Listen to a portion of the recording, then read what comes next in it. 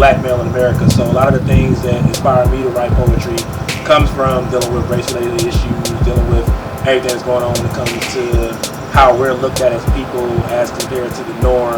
I love writing about fun stuff. I love writing about stuff dealing with anime. I love writing about stuff that's not dealing with stereotypes. I love writing about stuff that deals with stereotypes because as a whole, everybody in a certain way, shape, or form gets stereotyped. Whether you're black, white, if you're a person that is in the LGBTQ community, if you're a person that enjoys like nerd culture, pop culture, people stereotype you in certain ways. So I feel that my duty as a writer is to break down those walls, talk about those things where it's to entertain you, but then also you're going to edify with the information, and you're also going to education with this information as well. Poetry is where humanity comes together.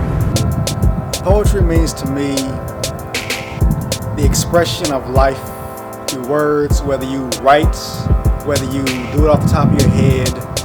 Poetry is the newscast. For me, poetry is a form of art where you can express yourself with no censors. It's allowed me to actually find a community, a group of people that allow me to be myself. What does poetry mean to you? Well, to me, I can't really define it, to be honest, but what I can say is that it comes from like a deeper feeling. Words are just like magic. It's like the one thing left that can create something that's left. So I've always liked anything that had words in it, and especially anything that had words in its performance. Don't be alarmed. I'm a black man that likes to read and play video games. And there's nothing better than the sensation you get when you read manga. I mean, Dragon Ball Z happens to be one of my favorites next to Yu Yu Hakusho, Rurouni Kenshin, Bleach, and Naruto. Vegeta hands down have to be one of my favorites. You know what? Let's talk about something else because you're probably looking like you don't know what I'm talking about. Video games. Final Fantasy IV happens to be one of my favorites, though America considers that part 2 for some reason, but that's just a minor inconvenience. You see, Dragoon Kane happens to be one of my favorite characters, and for those who use them, they use jump instead of fight, because that took away the most HP. Now, I guess I'm wondering probably what's the confused look on your face. It's okay. I can't blame you. I can't blame people that give me a gaze that replicates 1,000 convicts or waiting for the parole board to grant them freedom. You see, I wondered, when did this country decide that by skin color, you had to act out a certain stereotype? Maybe some of y'all would have understood me if I talked about Madden or NBA 2K, maybe recited some hip-hop lyrics or dreaming out ballin' in Saint-Tropez. You see, this thought came to me when I was driving from the RDU airport one morning. And an eggshell white truck that hit a Confederacy raced down the road, almost ran me off, and while doing so, they rolled down their window and they yelled out, "Wake up, monkey." And it's like the movie of my life stopped, but I wish I could have turned my mirrors to them so they could see how stupidity cloaked their persona. Maybe I should have educated them more than their pre-K Sesame Street mindset was transfixed upon. You see, in this world, if the only colors we understand is black and white, then it's not a problem for us to get lost in this gray area of equality. But ignorance comes in many shades and faces, so when I think of ignorance, I give it the face of any celebrity that's went through 7 or 8 failed marriages, but is now writing a self-help book on how to fix your relationship. You see, ignorance are those folks who will stand in line and get themselves a pair of Jordans or a game system, but they won't stand in line and vote and have the audacity to complain about what's going on with this current administration. So for those folks who judge me when I walked on this type of stage in life, thinking that the human thing to do is judge the hue that lies within this man, will understand I look at most cartoons over most reality TV shows, listen to old school ballads instead of some music that talks about one thing. And here's something that shocks a lot of my black friends. I eat chicken without the hot sauce. You see, I wasn't born to act accordingly. You see, I have a smile that replicates 1,000 rainbows, which means I have a Bobby Blue blend of soul, a simply rare persona of passion on a green day. So when the blues walk alongside me on this boulevard of broken dreams, I'll keep holding on and hope to have the time of my life. You see, the time is right. We need to wake up, and for those who judge you for being different outside of their norm, you tell them, don't be alarmed, because I'm here to live my life just like you. Dear Queen, I know you tired of suffering. You went to school, got a degree, and you still struggling. You put on a smile, but deep down inside you're hurting. You turn up on the weekends to disguise the pain. In every relationship you get in, it goes up the flames. I just want you to see and know your worth, because you deserve the highest form of love. But you can't get that till you love yourself first. From queen to queen, I want you to stand up tall, because I'll be there when you feel like you about to fall. Society loves to pit two queens against each other. Well, I'm going to change the dynamic, because we need one another. You're beautiful whether that makeup is on or off. Your hair is everything, whether it's long or short. And I don't blame you if you prefer flats over heels, because heels hurt to walk in. But they came with the clutch you carry your lip gloss in. And you can start that business. What's stopping you? And you still got to weather that way, snatch the knot, boo. And besides, you carried a life inside you for 9 months. I wish somebody would come for you. How you work 8 to 10 hours and still manage to cook an entire meal when you get home.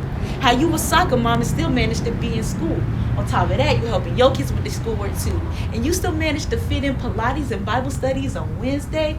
You a star, bills paid, and you put up in your own car. Just know I see you when I'm repping for you, because that's how all a real queen knows how to do. Salute. I call this fourscore. I have heard a speech that begins 7 years ago, then speaks of the proposition that all men are created equal. Equal being a loosely used term since 7 years ago, so many Native people still did not have the same God-given right to vote. Yes, in 1924, the Indian Citizenship Act was signed into law, which meant all tribes within these borders were citizens, with the rights as a citizen, correct? Sadly, I wish that was true, because each state did not officially incorporate this into their own laws. It took until 1962 for the last state, Utah, to finally recognize natives as citizens. For reference, so that picture is vivid. This isn't hundreds of years ago. The Creator placed me upon these lands in 1967, just 5 years after last of our people were finally allowed to vote. Here we are now, less than 100 years later, and we find it even more our time to vote. Procure a government that is conscious of the people, of the lands, of the animals, as well as all that grows. It is time we let our spirits dance and honor our ancestors by doing our part to help create the change needed for this country. A change that brings forth new ways guided by 7 directions. We know the struggles that have been brought forth upon our brothers and sisters by a government that refuses to acknowledge our place in humanity. We cannot rewrite history, but we can be the influence to write the future for the generations to come. It was spoken of a vision of the 7th tribe. Is that what is beginning now? I can't say. But I have to believe we have to keep hope alive by taking to the polls and showing the power of our people. Together, we rise as the sun and moon to create the new equinox of life. Together, we are the new chiefs, warriors, and spiritual leaders that can create the good medicine that heals the people, heals the lands. So stand proud, stand together, let our colors paint the ballots so they know we still remain, we still are strong, we still are Native. I exist in near poverty. Wealth eludes me. Sharing my trash, we treasure that will not last. The pocket reckoning, creditors beckoning. Block calls befall my phone screen. I can't ignore everything. I cry after I check the mail. Deep guttural tears I wail. Collapse against the wall as I exhale. This city has broken me. The broke in me hopelessly scavenges for normalcy. Mentally murdered, I herded my thoughts over the ledge. They staring up at me with dread. At work, wiping my misery into my shirt sleeves, hoping they won't perceive my sorrow. Until tomorrow I just bury the stress, the emotional grave digger. See, there's tremendous pressure on men. God's trying to make a diamond, but I'm so cold. Or at least semi-precious. My pauperism's infectious. Money coughs brought feverish thoughts. Orphan disease, please march for me. Foolish money, it's apart from me. 1,000 suns burn bright during my attempts at finding forever. While I was blunted on reality, I thought that I was quite clever. Able to understand these 808s and heartbreaks that I faced during this endeavor.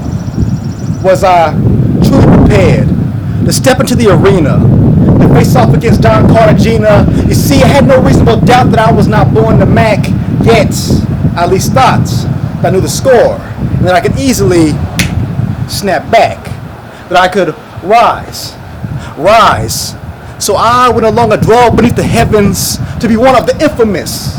So I ignored the words of the reverend, that an empire built by man's hands always crumbles, for it is not the message.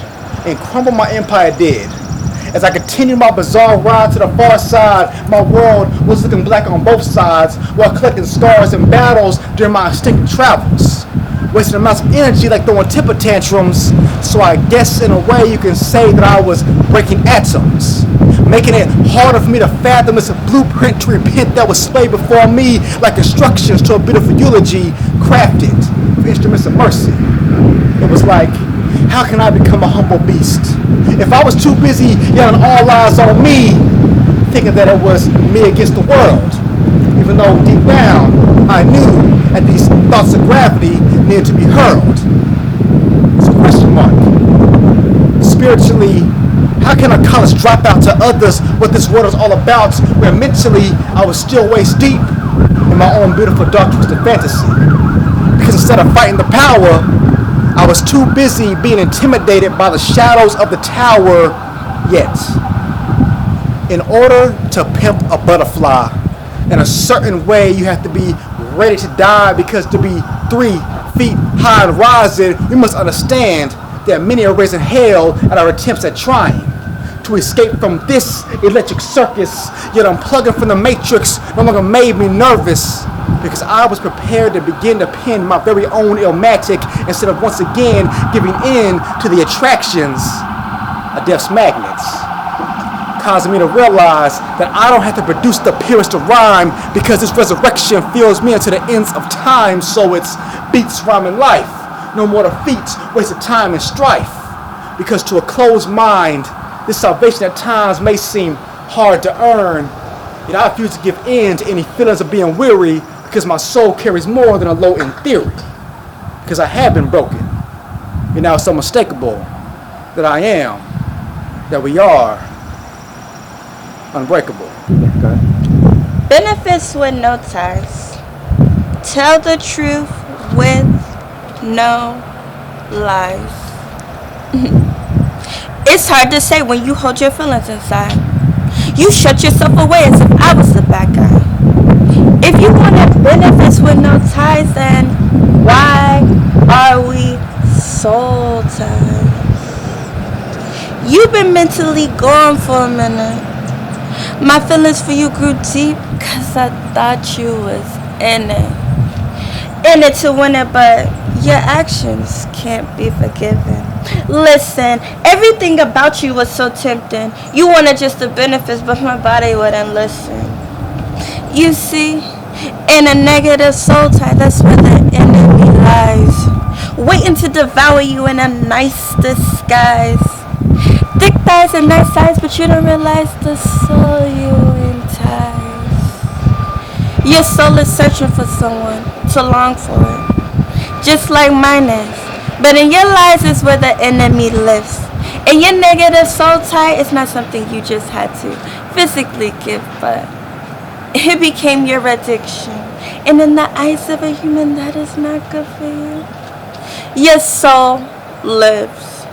Now you're fighting the temptation. You're fighting to stay alive. But you go back to that negative soul tie and you actually die.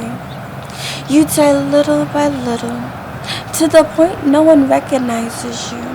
You die to yourself and you're becoming the monster you said you would never become. All over one. Soul tie. A soul tie that lies that you don't even realize.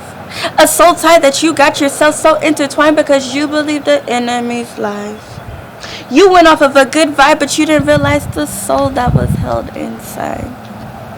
Now you have a soul tie because you believe the enemy's lies. Now it's hard for you to run away because of feelings you held inside. But it was your attention that I was craving. My legs are shaking. Maybe we should stop for a minute. I mean, we both say we just friends, but there's some things I haven't mentioned. You see, I keep my feelings distant because a relationship is what I am reminiscing. Maybe it would happen if I gave you a piece of me. Maybe my heart would shatter if you ended up dissing me. I'm sorry. I have to outweigh my options realistically. I mean, everyone is doing it, right? My homegirl does it all the time, so I should be alright. But what I didn't realize is that I opened up that door. We connected once, then we did it some more. Now I feel like I'm falling in love and you backing out. The pain of sorrow make me want to lash out, but you think I'm just being crazy. And when I pick up on the things you do, I consider it shady. All over one. Soul tie. A soul tie that lies that you don't even realize. But I'm crazy for noticing the little things that changed me. With the soul tie you gave me, well, we both did it. It was fun while it lasted, I admit it. But the after effects backfired and I feel like I made a mistake. And then I awake from the soul tie and it's allowed my soul to take. I was tired of being run by a soul tie that I needed to break. Thank you. Currently, we're living in a state of crisis. From your Facebook posts of spam to your mobile devices, from the TMZs to the NBCs flooded with COVID. It's dark out here, eerie and morbid. Global disasters, nothing is stopping. Y'all went from buying Teslas to toilet paper shopping. In the course of 8 months, the purge is coming. This ain't no publicity stunts. Asians went from Gangnam Styles to crazy rich Asians. Now it's 2020, racism is back. Now they fearing Asians. Is it the parasite? Sometimes I question my own basic human rights. Can I go out? Can I scream and shout? What the hell is Victor been talking about? I've been awoke before the second pope. Forget about the latest iPhones. Where's the antidotes? Is the earth flat? Is the life on Mars? Whatever happened to anthrax, Ebola, swine flu, and SARS? Is it contained? The mental sicknesses in the brains, the misinformation and conception. Let's make a positive change.